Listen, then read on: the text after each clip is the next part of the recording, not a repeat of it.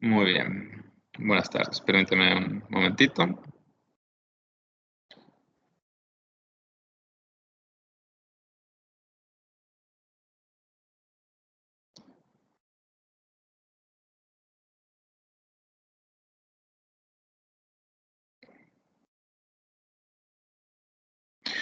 Muy bien, pues como habíamos comentado, vamos a iniciar con la clase de marcadores tumorales y biomarcadores. Ese es el aviso de privacidad. Y bueno, pues vamos a hablar de lo que nos dice el programa, los marcadores tumorales en tumores sólidos. Y bueno, seguramente han escuchado de estas sustancias generalmente tomamos en sangre que se llaman marcadores tumorales. Y bueno, aquí a mi parecer, a mi juicio, pongo una foto de lo que representan la mayoría de los marcadores tumorales, ¿no? Son pues sustancias, son proteínas que fueron útiles en algún punto, se estudiaron, o sea, son bastante antiguas, se han estudiado bastante y en la actualidad, pues parece ser que la utilidad clínica real no es tanta como pensamos o como la usamos en la práctica clínica diaria. Y bueno, por eso creo que estos marcadores tumorales van a estar en la antigüedad, ya estamos hablando de la historia, pero bueno, hay que conocerlos porque es algo que se sigue usando mucho. Y bueno, ¿qué son los marcadores tumorales? Ojo, vamos a hablar en tumores sólidos. Son, tradicionalmente se van a referir a proteínas producidas, ya sea directamente por las células tumorales o por células normales en respuesta a procesos malignos y, ojo, procesos no malignos. De aquí viene que la gran mayoría de los marcadores tumorales sean bastante inespecíficos. ¿Por qué? Porque en procesos no malignos se pueden elevar. Y se puede asociar a un tipo de cáncer o a varios tipos. Por ejemplo, el antígeno prostático específico es órgano específico. Se eleva cuando hay un cáncer de próstata, se eleva cuando hay una inflamación en la próstata, se eleva cuando hay algún trauma a nivel prostático, pero bueno, no en otro órgano. Y, por ejemplo, tenemos el CA19-9 que se puede elevar en distintos tipos de tumores, ¿no? Cáncer de páncreas, gástrico, hepatobiliares, que esto ya es más, y también en otros procesos benignos. Cada marcador tumoral va a tener una utilidad diferente en cada tumor. Por ejemplo, el antígeno prostático específico nos va a servir para estadificar el cáncer de próstata y para el pronóstico, ¿sí? Y otro ejemplo, la fracción beta de la gonadotrofina coriónica humana nos va a servir para monitorizar pacientes, aquí me equivoqué, es monitorizar pacientes con cáncer, con tumores gestacionales o tumores germinales. Y algo que es, digamos, el resumen de esta clase, no son utilizados para diagnóstico.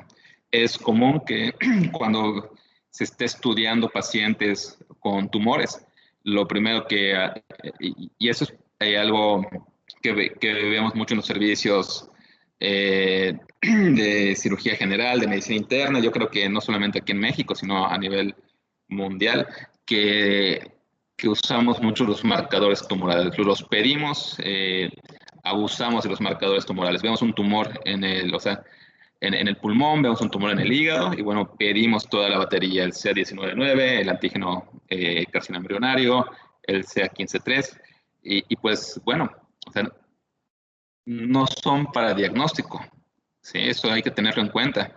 No porque tenga elevado cierto marcador ya tenemos el diagnóstico, nos van a orientar, nos van a servir como pronóstico, a veces para estadificación, pero para diagnóstico no. Entonces, en la parte institucional es muy fácil agarrar la solicitud y marcar todos los marcadores tumorales para que se procesen en el laboratorio, pero realmente nos va a ayudar, realmente le va a ayudar al paciente, nos va a dar una orientación sobre el diagnóstico. La mayor parte de las veces es no, la mayor parte de las veces con los marcadores tumorales no va a ser así. Y bueno, Eso tal vez cuando ustedes estén ya en la práctica clínica, en el internado, que ustedes van a ser los que llenen los formatos en la residencia, que ustedes van a ser los que llenen las solicitudes de laboratorio, pues se van a dar cuenta de que va a haber gente que ante un tumor, vámonos, todos los marcadores sin tener una sospecha clínica. Ustedes deben saber que no es una práctica que deba seguir, no es algo que debamos seguir fomentando, ya que no es para diagnóstico.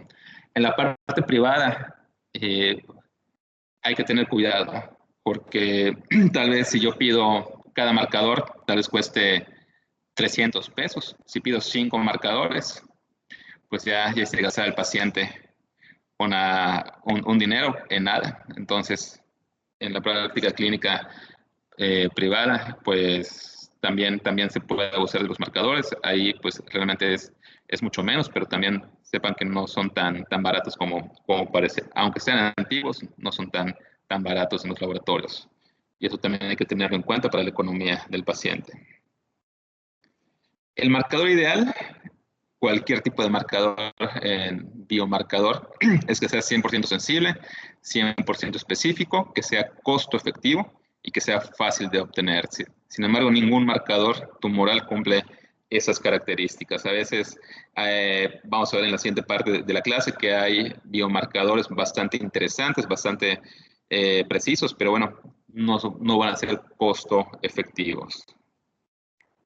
Y bueno, esta es una tabla de los distintos tipos de marcadores tumorales y cómo se clasifican, ¿no? Los antígenos oncofetales, el antígeno carcinoma embrionario, muy común en cáncer de colon, la alfa-fetoproteína en tumores germinales, en hepatocarcinoma, hay glicoproteínas, el CA125, el C3, y también usamos las enzimas, que esas no son tan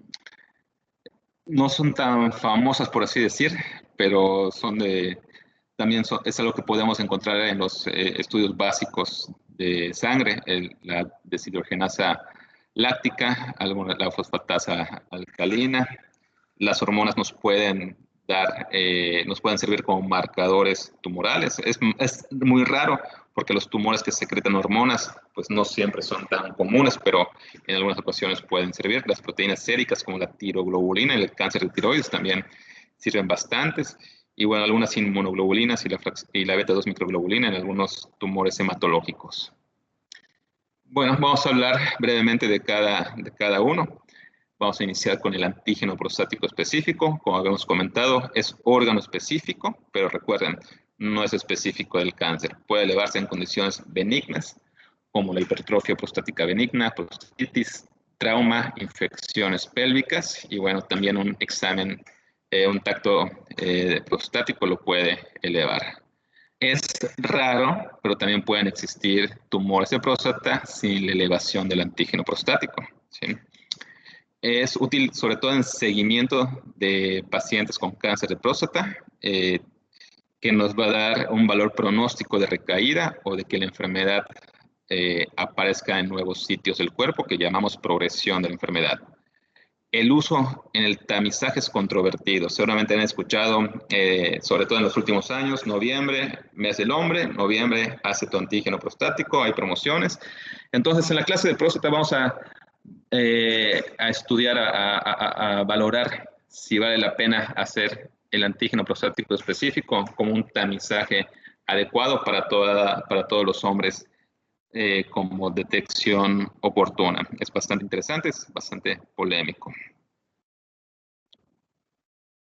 La alfa-fetoproteína, pues es una proteína sintetizada en el hígado, saco vitelino y tracto gastrointestinal fetal. Y bueno, en las enfermedades benignas, cirrosis, hepatitis, embarazo, muchas condiciones benignas que hagan una inflamación aguda, una inflamación crónica de la vía hepatobiliar y pancreática, es probable que nos vayan a aumentar la alfa-fetoproteína. Entonces, pues bueno, eso lo debemos de tener en cuenta, ¿no? Cuando hablamos de enfermedades malignas, hepatocarcinoma, tumor testicular no seminomatoso, y tumores germinales de ovario. Algunos tumores de la vía biliar también aumentan la alfa-fetoproteína, pero hay que hacer mucho énfasis, ¿no?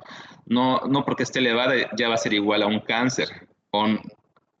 Muchas veces cuando esté elevada nos da la sospecha de que hay un cáncer, pero ¿qué tipo de cáncer es? La mayor parte de las veces vamos a tener que hacer una biopsia para llegar al diagnóstico certero, porque no es lo mismo tratar un hepatocarcinoma a tratar un tumor testicular no seminoma, son tratamientos bastante diferentes. Y bueno, tal vez en algunas bibliografías de hace tal vez unos 5 años para atrás, ponen que la alfa-fetoproteína es un criterio diagnóstico para hepatocarcinoma. Vamos a ver que actualmente ya no es un criterio para el diagnóstico de hepatocarcinoma la alfa-fetoproteína. Nos va a servir más que nada, nos puede servir la monitorización, sí nos sirve, pero bueno, donde más nos ayuda es en los tumores germinales, no seminoma y los germinales de ovario. Y bueno, hasta 30% de los pacientes con hepatocarcinoma van a tener una alfa-fetoproteína normal, que en 30% es bastante.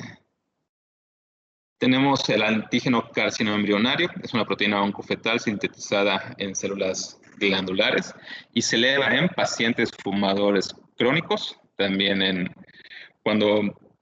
no solamente en crónicos, si una persona fuma bastante una temporada, también se va a elevar. Pacientes con pancreatitis, colecistitis, colitis, bronquitis. Bueno, vamos a ver todas estas condiciones que son inflamaciones crónicas o agudas pulmonares y del tracto biliar, ¿sí? Del tracto pancreático. Entonces, bueno, e inflamaciones en colon. Entonces recuerden que en muchas enfermedades benignas se puede elevar. ¿Cuándo lo usamos más? Actualmente lo usamos muchísimo en cáncer colorectal. Es uno de los marcadores que nosotros más usamos. Es uno de los marcadores que más se piden, que más pedimos, pero tal vez la evidencia no es tan alta, ¿sí? También se puede utilizar en cáncer de páncreas, cáncer de pulmón de tipo mucinoso, sean de endometrio, etc. Nada más como un paréntesis, en cáncer de pulmón de tipo mucinoso hay un estudio de un doctor mexicano, el doctor Oscar Arrieta, él está en el INCAN, que valida el uso del antígeno carcinoembrionario en el cáncer de pulmón de tipo adenocarcinoma de subtipo mucinoso. No son muchos los pacientes, son pocos los que tienen el tipo mucinoso, pero bueno, es algo que en esa pequeña población tal vez nos puede servir como pronóstico el antígeno carcinoembrionario. Pero en términos generales, más que nada lo usamos en colorectal. Y bueno, vamos a ver algunas de las evidencias que tenemos del antígeno carcinoembrionario.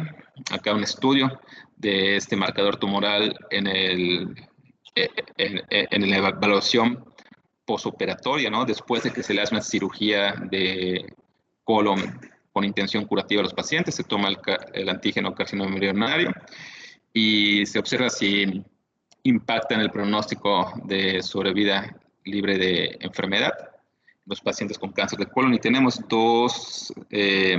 se toma un punto de corte de 5 nanogramos sobre mililitro. Y bueno, ¿cuál es el resultado? Para los pacientes con etapa clínica T3N0, o sea, T3 sin ganglios, los pacientes que tuvieron más de 5 nanogramos sobre mililitro, estadísticamente sí es significativo, o sea, estadísticamente sí nos puede dar un pronóstico, pero si vemos la gráfica, si vemos las curvas, vean cómo son muy pegados, ¿no?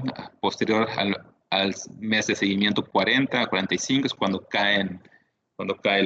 se separan la curva. Entonces, gráficas como esta en oncología realmente no nos convencen, aunque tengan un valor estadístico significativo. Y también otro dato que no nos convence es que pacientes que tienen un T4N0, o sea, un estadio mayor, pues los puntos de corte del antígeno carcinoembrionario no impactan, o sea, no tienen impacto en el pronóstico. Entonces, es una práctica que hacemos los oncólogos. Yo igual pido el antígeno carcinoembrionario. Es más por costumbre que realmente que tenga un valor real. Poco a poco, pues ya estoy tratando de no pedir tanto este biomarcador. Y bueno, eso se publicó el año pasado. Y también, junto con otro artículo bastante interesante de la práctica primaria de oncología, ¿no? La vigilancia, los pacientes que tuvieron cáncer de colon, pues no se dan de alta definitivamente. A un paciente lo operan de un cáncer de colon y bueno, lo vamos a ir citando cada 3 meses, cada 6 meses, etcétera. Habitualmente usamos cada vez que lo citamos con laboratorios, con el antígeno carcinoembrionario y dependiendo el tiempo, con una tomografía, con un ultrasonido, etcétera. Y bueno, esa es la curva. En ese estudio separaron en 4 cortes a los pacientes y en términos generales habían 2 cortes. A una corte se le hacía una vigilancia con el antígeno carcinoembrionario y a otros pacientes no se les pedía este marcador tumoral. Y la sobrevida es la misma. Entonces, ya el año pasado tenemos evidencia clínica que nos dice que el seguimiento con el antígeno carcinoembrionario no va a impactar en la sobrevida del paciente. Por eso les digo que tal vez no hay una utilidad. Es más por costumbre que una utilidad clínica realmente. Vámonos con el siguiente, el CA125 es una proteína, es una mucina de elevado peso molecular que se produce en condiciones normales en el mesotelio y estructuras derivadas del conducto mulleriano. Entonces, sobre todo las pacientes que tienen enfermedad crónica inflamatoria pélvica, como la endometriosis, una peritonitis,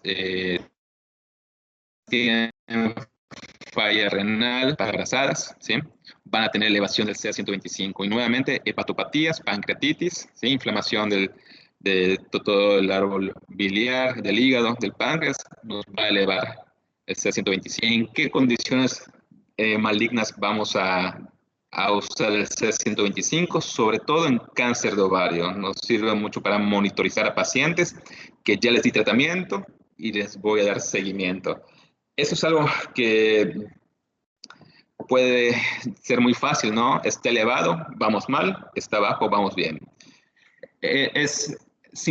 Haciendo muy simple la medicina, suena lógico, ¿no? Pero recuerden que la medicina es más que eso.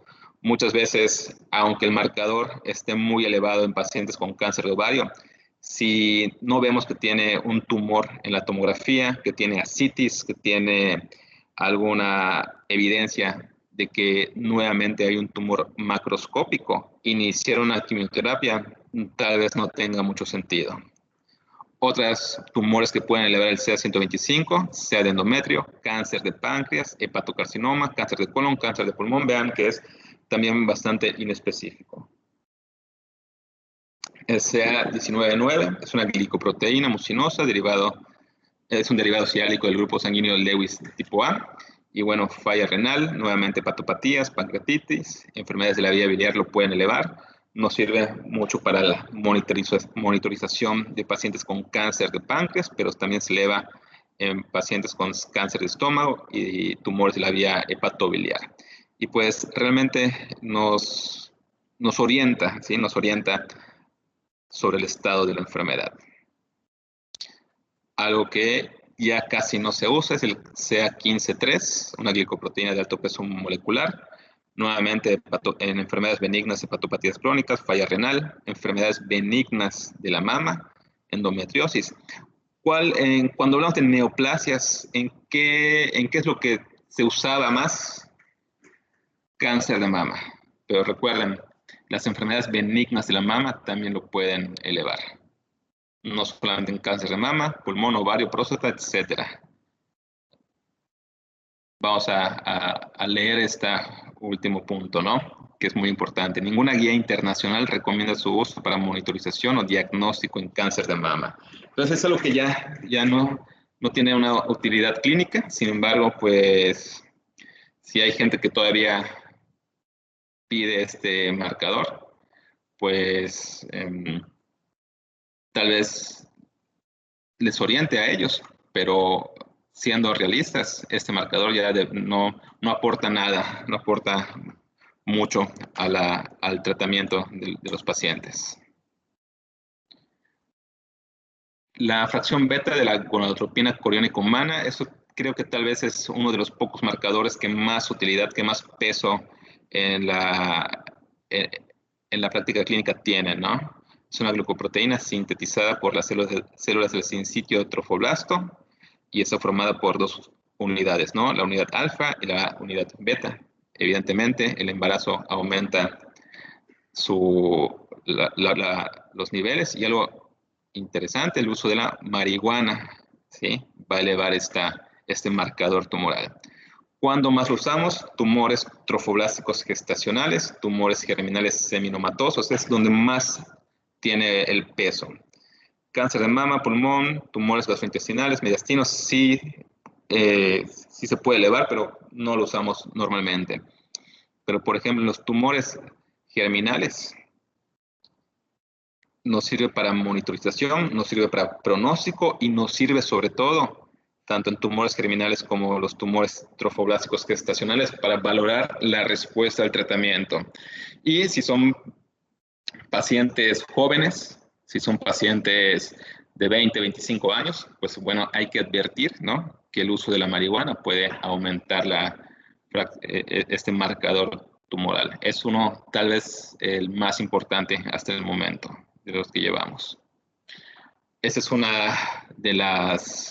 es una tabla resumiendo lo que acabamos de comentar, las principales aplicaciones clínicas, ¿no? Y como vemos en esta tabla que está modificada, en ninguna nos va a dar un diagnóstico, ninguna nos va a servir para un diagnóstico, más que nada para una monitorización.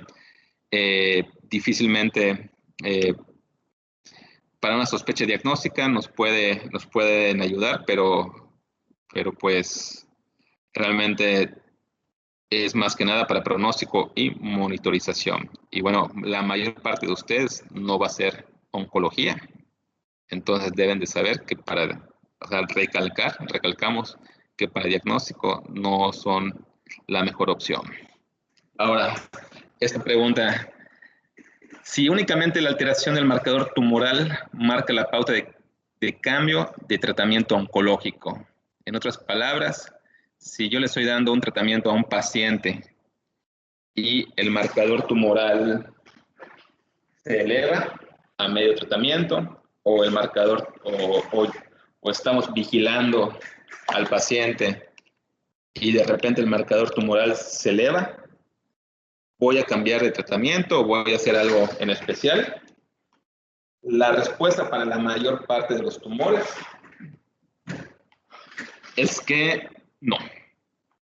Si solamente es un cambio en el marcador tumoral, sin que tenga deterioro del estado general, sin que tenga por la tomografía una nueva lesión, sin que haya un crecimiento nuevo del tumor, si solamente es el cambio en el marcador tumoral, no vamos a hacer un cambio de tratamiento. ¿Por qué? Porque son marcadores bastante inespecíficos.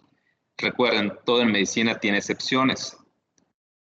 Posiblemente, bueno, no posiblemente, definitivamente, los pacientes que tienen tumores gestacionales trofoblásticos y los pacientes con tumores germinales, en ellos un cambio en el marcador tumoral sí nos puede dar una alteración en la pauta del tratamiento oncológico. Pero recuerden que esos dos tipos de tumores son raros. La mayor parte de las veces, y actualmente la tendencia es no modificar el tratamiento únicamente por un marcador tumoral. O sea, el marcador tumoral no es la única cosa que nos va a definir, no es el único parámetro que nos va a definir un cambio en el tratamiento. Y que nos va a definir los cambios en el tratamiento, aparición de nuevos tumores, clínica del paciente, cómo va a estar el paciente físicamente. Y esto es algo que a veces no se entiende o para lo del paciente, para el familiar, para alguien que no es médico, con justa razón, va a pensar que si el estudio se llama marcador tumoral, es muy específico. Eso sin duda, ¿sí? Pero ustedes como médicos, aunque el estudio se llame marcador tumoral, deben de saber que es bastante inespecífico. Hay algo que es muy cierto. Cuando un marcador tumoral se eleva, genera una ansia en el paciente. Porque es muy fácil decir, bueno, y suena lógico, ¿no? Está arriba el marcador tumoral, es malo. Está abajo, es bueno. No siempre es así. Hay que tener mucho cuidado al usar esos tipos al dar la información de lo que representan los marcadores tumorales. Muy bien. Y pues bueno, vamos a pasar a lo siguiente, ¿no? ¿Qué es lo actual? Los biomarcadores genéticos. Eso es algo que no está como tal en el programa, pero bueno, vamos a platicar de esto porque creo que es bueno que lo sepan, ¿no? No sé si lo han visto en otras clases o tal vez en medicina interna, poco a poco en los libros, en las bibliografías vayan apareciendo las diferentes firmas genéticas, pero bueno, es lo de hoy, ¿no? Es lo que está en boga, en la parte mínimo en la parte de oncología, los marcadores genéticos, pues es el futuro y es lo que tratamos de hacer a todos los pacientes que podamos. Y bueno, ¿qué es un biomarcador genético? Es una característica medida de forma objetiva que describe un estado biológico ya sea normal o anormal, analizando moléculas de ADN, ARN, proteínas, péptidos o modificaciones químicas de estas biomoléculas, ¿no? Va a analizar lo normal y lo anormal.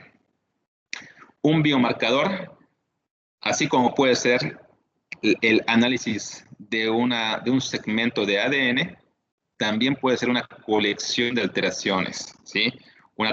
Varias alteraciones, o sea, un análisis no solamente de un gen, sino de varios genes, ¿sí? Que eso es la expresión genómica, que son, perdón, el análisis de estas colecciones lo vamos a conocer como expresiones genómicas, las firmas genéticas, proteonómicas, metabolómicas, etc. Esos biomarcadores pueden ser encontrados en distintos tejidos del cuerpo, pueden ser muchos, los más comunes, el tejido del tumor, ¿sí? La pieza quirúrgica o de la biopsia, la sangre, orina, sudor, etcétera. Pero lo que más usamos es sobre todo el tejido tumoral. Mandamos a analizar el tejido tumoral. Y también actualmente, poco a poco, ya en los pacientes con metástasis se puede analizar su sangre para buscar esas alteraciones genéticas. Y bueno, se van a dividir en dos grandes categorías, ¿no? Los biomarcadores predictivos, que van a predecir la respuesta al tratamiento, y los biomarcadores pronósticos, que me va a dar el pronóstico de la enfermedad independientemente del tratamiento elegido. Actualmente, estas son algunas de las formas más comunes y más importantes de documentar los biomarcadores: la inmunistoquímica, las técnicas de hibridación in situ, FISH-SISH, y la secuenciación genética. Esto es lo que está en boga, lo que está de moda, y estas técnicas de secuenciación genética incluyen varias técnicas para leer los genes. La más actual es la secuenciación genética de nueva generación, de siguiente generación. Y bueno, vamos a hablar brevemente de cada una. Esto es algo muy general. Vamos a hablar de la inmunistoquímica. ¿Qué es la inmunohistoquímica? Es la utilización de anticuerpos monoclonales y policlonales para la detección de antígenos específicos en el tejido. ¿Cómo se hace esto? Pues los usamos cuando se toma una biopsia, se procesa por el patólogo, se cortan las laminillas y se da el reporte de patología, ¿no? Se usan las tinciones normales de eosina, ¿sí? Y hematoxilina y se da el reporte de patología. Y muchas veces el patólogo dice, valdría la pena hacer inmunohistoquímica, ¿no? ¿Para qué? Para llegar a un diagnóstico más certero. Y la inmunohistoquímica, esas tinciones básicas, no se van a usar las tinciones básicas, sino se van a utilizar los anticuerpos monoclonales y policlonales. Entonces, básicamente es a estas laminillas de las biopsias, de las piezas quirúrgicas, se les añade esos anticuerpos monoclonales o ya sea los policlonales, y a los anticuerpos se les añade una tinción, se dejan secar, se hace todo un proceso y luego se observan bajo el microscopio, ¿no? Y una vez que se ponen bajo el microscopio, pues dependiendo de la intensidad de la captación de estos anticuerpos al tejido, pues se pueden hacer las clasificaciones. ¿Dónde usamos más la inmunohistoquímica en cáncer?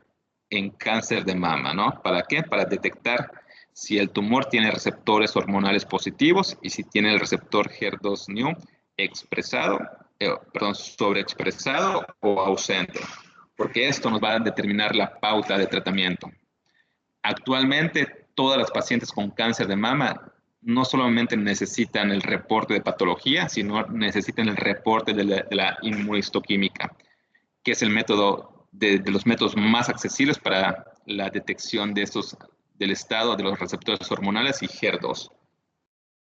Bueno, acá vemos un ejemplo, por ejemplo, el receptor HER2, cuando es negativo, tiene una tinción bastante débil de este anticuerpo monoclonal. Y bueno, cuando se puede dividir, cuando es positivo, ¿sí? Que tiene una tinción muy, muy intensa. Pero bueno, para decidir si este HER2 es positivo o es negativo, tenemos guías, hay que hacer un entrenamiento por los patólogos para esto, ¿sí? Es algo que es más complicado de lo que parece. Tenemos otro tipo de biomarcador que usamos esta herramienta, ¿no? Las técnicas de hibridación in situ. Esa es una técnica para detectar secuencias de ADN en células o tejidos mediante una sonda que está marcada con fluorocromos específicos. Vamos a poner una sonda, se refiere a un segmento de ADN, a un marcaje que queremos detectar si ese mismo marcaje está en el ADN del tejido que vamos a estudiar, claro. Y bueno, hay distintas técnicas de hibridación in situ, las más conocidas, FISH, que es la hibridación con fluorescencia, con inmunofluorescencia, SISH, hibridación con marcadores de plata, silver, la S, y bueno, si usamos algún apteno, vamos a hablar de hibridación cromógena, ¿no? SISH, pero con C. Y esto se fundamenta en la capacidad de los ácidos nucleicos de hibridarse entre sí. O sea, esta sonda que vamos a insertar se va a mezclar, no se va a hibridar en las células del tejido, si es que está presente. Y bueno, la reacción se va a observar a través de un microscopio de epifluorescencia. Entonces, bueno, tenemos nuevamente la laminilla, ¿sí? La laminilla de patología. En la laminilla de patología se ponen las tinciones especiales de hibridación que llegan a ser relativamente caras. Tal vez un estudio de FISH, un estudio de ISH cueste alrededor de 15, 20 mil pesos. Pero bueno, porque son técnicas que tienen, que usan tinciones bastante especiales, ¿no? Inmunológicas. Y bueno, una vez que visualizamos en el microscopio de epifluorescencia, pues bueno, este es un ejemplo, ¿no? De cómo va a ser una paciente con un FISH positivo y ese es un FISH negativo. Cuando usamos el FISH, en muchas patologías, el ejemplo más claro es en cáncer de mama. Y esas dos imágenes representan la sobreexpresión del receptor de HER2. Cuando sale un FISH positivo, se cuentan, básicamente, se hace un radio, un índice entre los puntos rojos, los puntos verdes, y dependiendo del valor de ese índice, ese radio, pues bueno, se decide si es positivo o si es negativo. Pero les repito, esto también es más complejo de lo que acá es algo muy, muy general. Algo que a muchos oncólogos nos da trabajo pues explicar. Bueno, yo creo que a muchos médicos, ¿no? Es la secuenciación genética, ¿no? La parte genética molecular es algo que como es algo nuevo, como es algo que no lo usamos de forma cotidiana, pues viene a revolucionar el mundo de la oncología, hace que tengamos que volver a estudiar genética, hace que tengamos que volver a sacar los libros de genética nuevamente para entenderlo, ¿no? Y bueno, es un análisis más detallado de la estructura del ADN y consiste en un conjunto de técnicas y métodos bioquímicos que nos permiten averiguar la secuencia de los nucleótidos, los 4 nucleótidos del ADN, ¿no? Esa es una definición de qué es la secuenciación genética. ¿Y para qué nos sirve? Para detectar mutaciones genéticas o para detectar que un gen está normal. Tenemos varios tipos de técnicas para conocer la secuenciación genética, las actuales, los secuenciadores automatizados. Esto es un diagrama muy general de la secuenciación de nueva generación, ¿no? Que la secuenciación de nueva generación rompe el ADN, los fragmenta en millones de fragmentos, ¿sí? Y se van a leer, Y bueno, esa es una tabla donde nos muestra las plataformas disponibles. Esta es una gráfica, creo que del 2000, si no me equivoco, del 2012, 2013, en el que nos muestra las diferentes plataformas y aquí las leídas por cada vez que la máquina lee fragmentos de ADN, cuántos nos puede ofrecer, ¿no? Vemos como la primera de Sanger, 96 lecturas por corrida, ¿sí? Y bueno, tenemos algunas plataformas más actuales como las de Lumina, que es una plataforma europea, ¿no? Que bueno, puede llegar hasta las 300.000 millones de leídas por cada corrida. Entonces esto, teniendo en cuenta que son millones de fragmentos de genes, tal vez 300.000 millones, son 300.000 millones, sea pues algo que es pues en comparación con los primeros secuenciadores que solamente hacían 96, pues es mucho más rápido leer los genes actualmente. Y bueno, cuando hablamos de la secuenciación genética debemos entender qué es la bioinformática. La bioinformática, vamos a regresarnos, no es lo mismo anotar en una computadora 96 datos que anotar en una computadora 300.000 millones de datos, ¿no? Entonces, si necesitamos anotar y analizar millones de datos, necesitamos la bioinformática. Básicamente hay diferentes formas de secuenciar los genes, diferentes formas de estudiar y de medir un gen o varios genes. Y bueno, cuando unimos todas estas formas de analizar los genes, pues bueno, llegamos a conocer, esto es la secuenciación de nueva generación, ¿no? Es que varias disciplinas vayan juntando sus conocimientos, ¿no? De cómo analizar los genes, de cómo analizar tanta información que se genera por las lecturas genéticas, ¿sí? Para llegar a saber cómo se va a traducir gran cantidad de información genética en la práctica clínica, ¿no? Y esto nos ayuda mucho la bioinformática. Y bueno, ese es un mapa de calor de expresión genética. de muestras de cáncer de mama. Realmente es un poco, no es fácil entenderlo. De un lado vamos a tener diferentes muestras de genes, ¿sí? Y de otro lado vamos a tener a los genes que están pues separados dependiendo de su similitud en la región de los cromosomas, ¿no? Y bueno, todo este mapa de calor, pues en términos muy generales, nos dice la expresión genética. Por ejemplo, las regiones que están en verde van a ser significa que estos genes que están en esta columna están regulados a la baja. Los colores negros significa que no hay cambios en el gen y los colores rojos significa que los genes están regulados a la alta, ¿no? Y bueno, haciendo un análisis de todo esto, podemos dividir al cáncer de mama de forma genética en diferentes subtipos. Esto lo vamos a ver más en la clase de cáncer de mama. Entonces, la secuenciación genética nos da la determinación de secuencias muy específicas.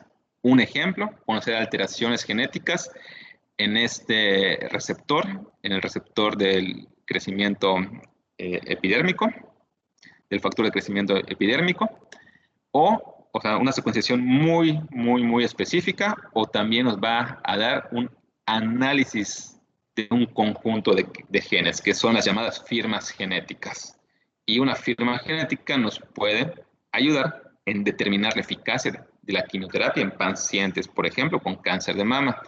Aquí algunos ejemplos del uso de los biomarcadores genéticos en cáncer. Por ejemplo, a nivel gastrointestinal está el Cologuard.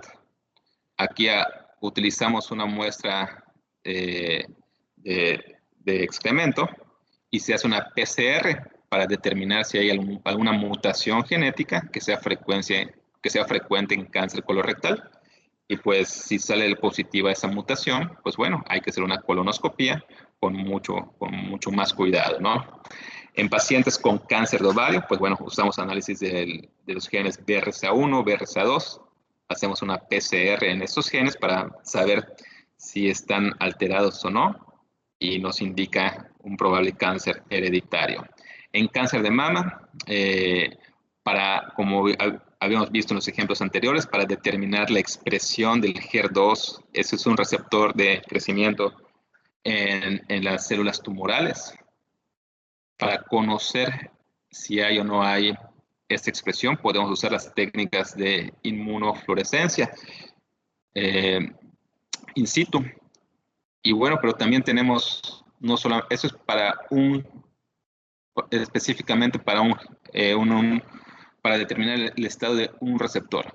Pero también podemos hacer firmas genéticas, ¿no? Esa es una firma genética que se llama MammaPrint, que analiza 70 genes para definir si a la paciente le puedo dar o no le puedo, si vale la pena o no vale la pena dar el tratamiento de quimioterapia. Esa es una firma genética, ese es el MammaPrint que evalúa, ese es el mapa de calor que evalúa 70 genes.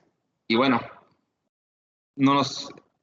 la industria nos simplifica todo, ¿no? Y en vez de que la industria nos dé un mapa de calor, pues que muy pocos vamos a poder interpretar de forma 100% adecuada, nos da este resultado, ¿no? Nos dicen, por ejemplo, eso es un ejemplo del reporte del MammaPrint, que va a analizar estos 70 genes en la muestra del tumor de la paciente y según la puntuación, una puntuación ya hecha de esos 70 genes, nos va a decir si es una paciente de alto riesgo o una paciente de bajo riesgo para una metástasis. En este caso, acá nos dice que la paciente tiene un bajo riesgo, por lo tanto, la traducción clínica es que esta paciente podemos evitar dar una quimioterapia de forma segura. Y bueno, evitar dar una quimioterapia significa muchísimo para los pacientes. También ese ejemplo que me gusta mucho poner es el riesgo de recaída con detección de ADN tumoral circulante. Este ADN tumoral circulante va a evaluar 29 genes por NGS, por secuenciación de nueva generación, posterior a la cirugía de intervención curativa en pacientes con cáncer de colon. Entonces, ¿qué hacen pacientes que ya operaron? En vez de tomarle el antígeno carcinoembrionario, que ya vimos que su valor es muy polémico, hacen una detección de ADN circulante tumoral y ven cómo las curvas acá se abren, entonces ya es más evidente. Pacientes que tienen ADN circulante tumoral positivo, vean cómo su pronóstico es peor, es malo, en relación a pacientes que no tienen detección de ADN tumoral circulante en sangre. Entonces, es un estudio que se ha publicado desde hace unos 2 años. Entonces, eso es algo que puede ayudar mucho. ¿Cuál es el problema de esos estudios? Bueno, acá en un momento lo vamos a comentar. Hay muchas pruebas de secuenciación genética en oncología. Hay varias, cada vez hay más. Las más populares es el Foundation One de Roche, el Caris Moleculars, la prueba de Illumina, pero hay muchísimas. No todas están aprobadas, principalmente eso por la FDA, que es la que las aprueba. Si la FDA lo aprueba, el resto del mundo también. Y bueno, poder hacer una prueba de secuenciación genética en oncología es lo que llamamos medicina de precisión, ¿no? Saber exactamente cómo está la parte genética. Ese es el problema de las pruebas de secuenciación genética, el costo de los estudios. Un Foundation One puede valer de 50,000 pesos hasta 120,000 pesos mexicanos. Y bueno, cuando hablamos de medicina de precisión, también hablamos de terapia dirigida. Y una terapia dirigida cuesta de 75,000 a 150,000 pesos mensuales. Entonces, tenemos que seleccionar bien a los pacientes que puedan pagar no solamente el costo del estudio, sino si en ese estudio me dice que hay un medicamento que sirve, que puedan pagar ese medicamento. Esa es una de las cosas más difíciles. Son estudios muy precisos que nos van a dar pronóstico y tratamiento. Y bueno, hay que seleccionar bien al paciente por los costos y la accesibilidad del tratamiento. Cada vez son más accesibles, eso sí. Cada vez como hay más empresas, hay más competencia. Y bueno, se hace más accesible.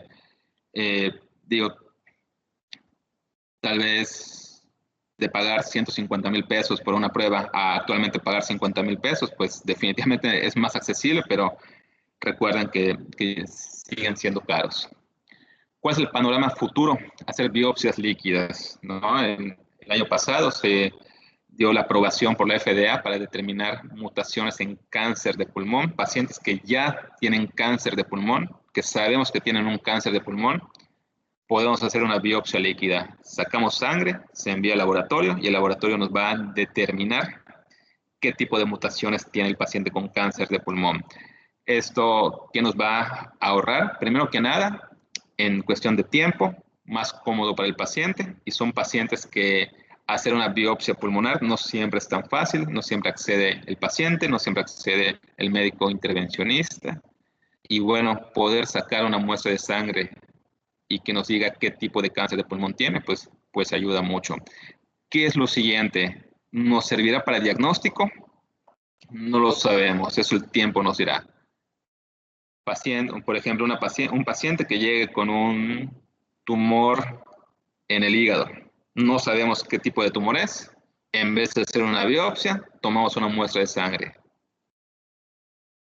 Suena muy futurista, pero ese es el panorama a futuro, ¿sí? Yo creo que si a alguno de ustedes les interesa la genética, si alguno de ustedes llega a comprender muy bien y explicar muy bien estos mapas de expresión genética de calor, seguro van a tener un muy buen sueldo en muchos laboratorios, los van a llamar. Yo creo que la parte genética es una parte muy importante en el futuro, no solamente de la medicina a nivel de oncología, sino de la medicina en general. Y bueno, como conclusiones, los marcadores tumorales no son para diagnóstico, difícilmente son para screening, nos sirven más para monitorizar, para pronóstico, y son muy poco sensibles y muy poco específicos en general. Y bueno, los biomarcadores genéticos cada vez se usan más para dirigir el tratamiento. Tenemos distintas herramientas para usar los biomarcadores. Ya vimos la inmunohistoquímica, el FISH, la secuenciación genética. Y bueno, la secuenciación genética es más sensible, es más específica para conocer las mutaciones, para conocer el estatus del tumor, pero sigue siendo poco accesible. Y bueno, eso es toda la clase. A ver si alguien tenga alguna pregunta, algún comentario.